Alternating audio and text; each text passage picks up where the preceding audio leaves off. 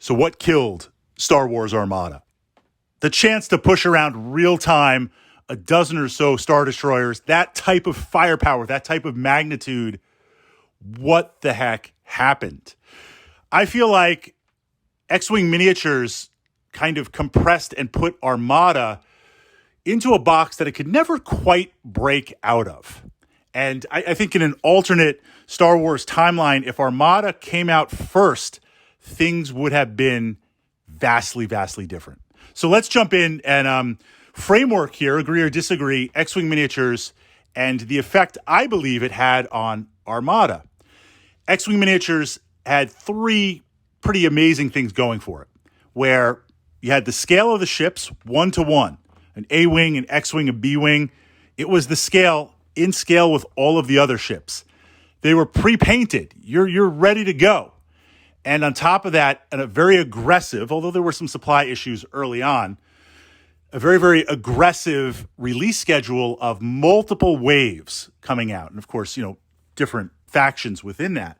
I think 14 waves in total, something crazy like that. So you had this constant stream of real 1-to-1 ships.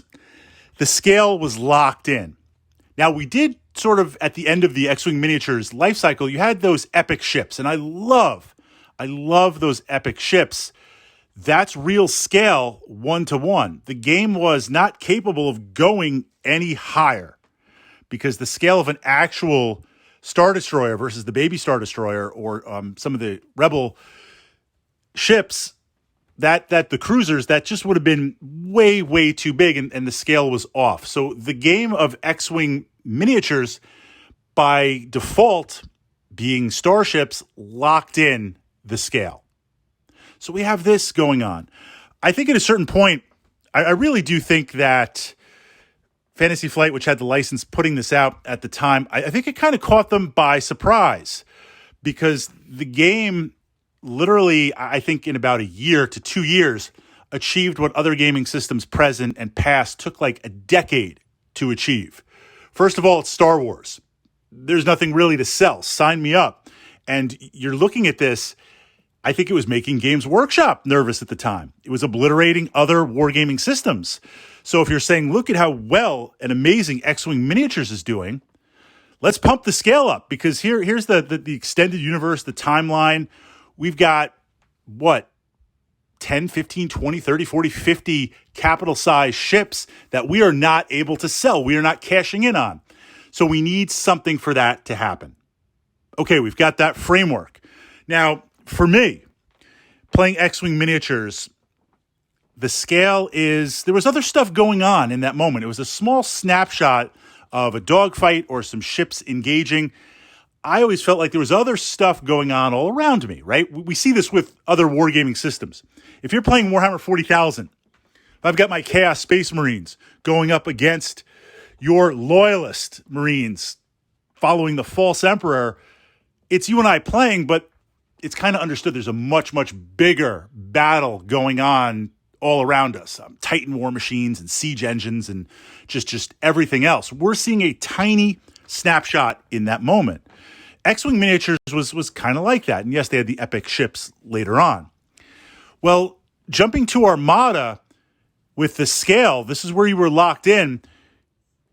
It had to be the capital ships, but they had to be scaled down so small that it was the exact opposite. Those fighter components were not in that scale represented with the ships. So for me, this kind of sometimes led to a disconnect where you didn't quite feel like you were in the game.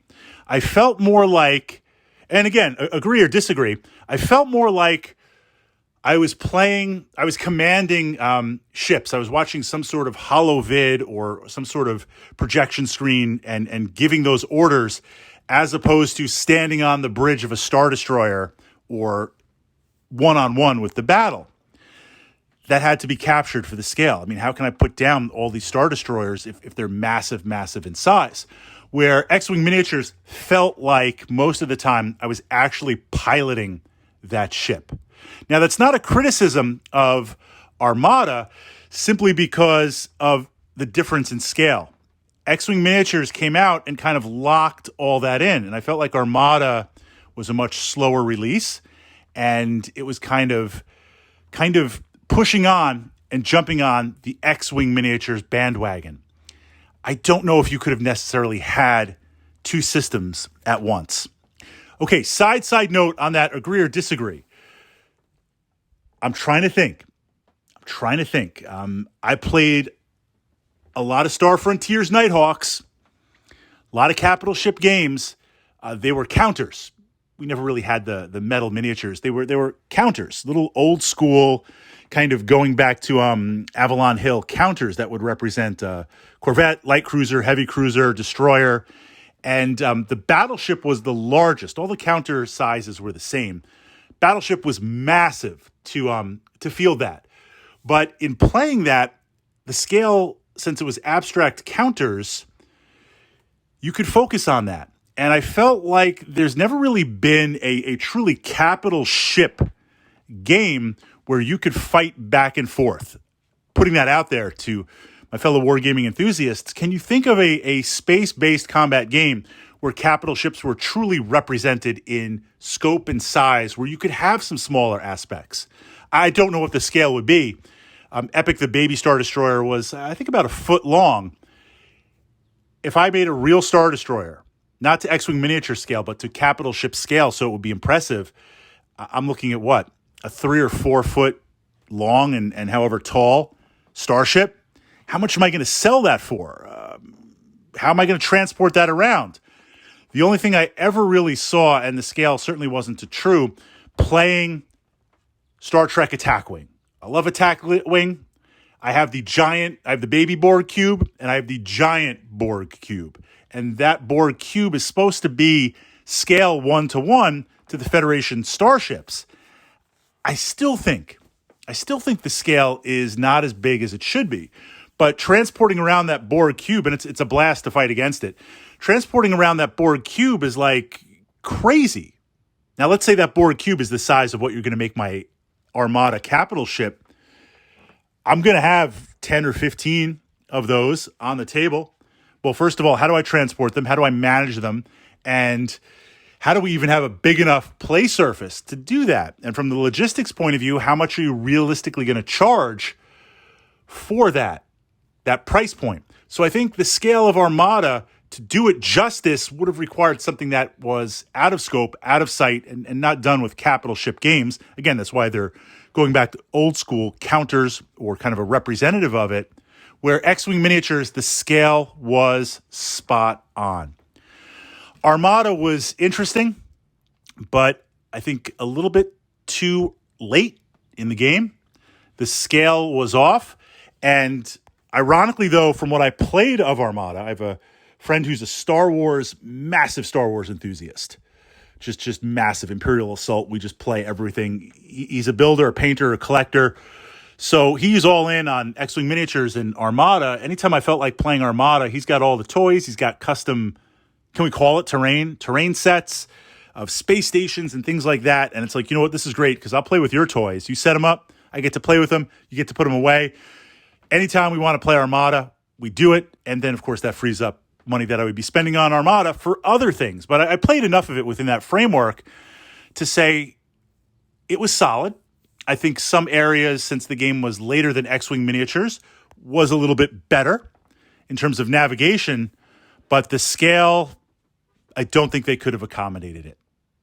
So, turning it over to X-Wing miniature enthusiasts, Armada enthusiasts, and epic capital ship war game enthusiasts, could something have been done differently? And second to that, will there ever be a later, much later reboot game? Will there ever be another? It won't be X-Wing miniatures. I posted up to the archive here on my channel, X-Wing miniatures 3.0, meaning not in a new edition of the game, but maybe when the next trilogy of Star Wars movies come out, 10 years from now or something like that, there'll be a new game of Star Wars ships to fight, and maybe some capital ships from that perspective also.